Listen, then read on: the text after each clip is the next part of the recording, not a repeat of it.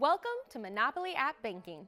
In this version of the classic Monopoly game, the banker is automated by a companion app, meaning faster math and faster turns. Players roll the dice to move around the board, landing on various properties. By buying as many properties as they can reasonably afford, players can charge rent to opposing players who land on those spaces. Owning sets of matching color properties and upgrading them will provide even more rent. Once all the properties on the board are owned, the richest player wins the game. To set up, first place the device stand on the table. Place your device on the stand depending on its size, like this for a mobile phone, or this way for a tablet. Open up the Monopoly App Banking app on the device and be sure the front-facing camera is looking at the players. If you need the app, scan this code in the rules or visit apps.hasbro.com. Next, place the game board in the center of the table. Set the dice, upgrade crowns, reference cards, and title deeds within reach of all players nearby.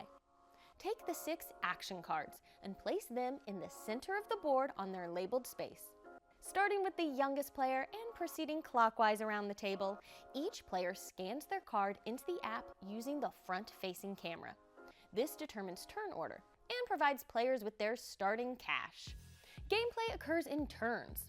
On a turn, the active player rolls the dice, moves their token clockwise around the board a number of spaces equal to their roll, then scans the card for the board space they landed on. That's it! After the app resolves the space, pass the dice to the next player. Let's look at the spaces, properties. These are the main spaces of the game and the whole reason we're here. Properties have a name and color and provide their owner with money in the form of rent, which is charged to other players when they land on the space. If a landed on property is unowned, scan the deed and the app will prompt the active player to either buy it or auction it. Choosing buy it, which automatically deducts the cost from their balance, allows the player to keep the deed in front of them as the new owner. You must be very proud.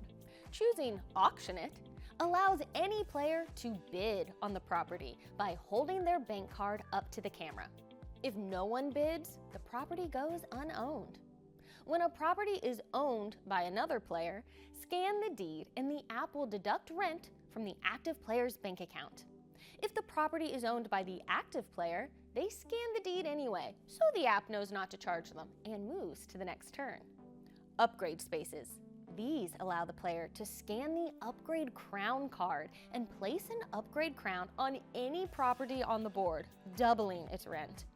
They then scan the title deed for the chosen property. At first, crowns are pulled from the supply by the board, but if all crowns have been placed, the player may steal a crown from another property. One thing I didn't mention about properties. If a player owns all properties in a color set, that rent is doubled for all properties in that set. Even better, spaces with a crown when the owner has the full color set have quadrupled in rent. That's a lot of rent, but don't sweat the math. The app's got it. The go space.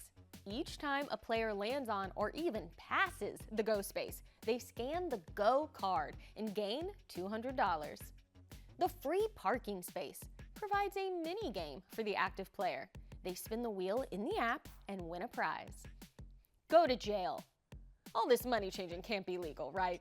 The active player got caught by the cops and transfers their token to the jail space. On their next turn, the app will activate a jailbreak minigame, the only way to get out of jail. Once freed, the player continues their turn as normal, just visiting. The player rolls again and moves. This jail space only hinders those who've been sent to jail.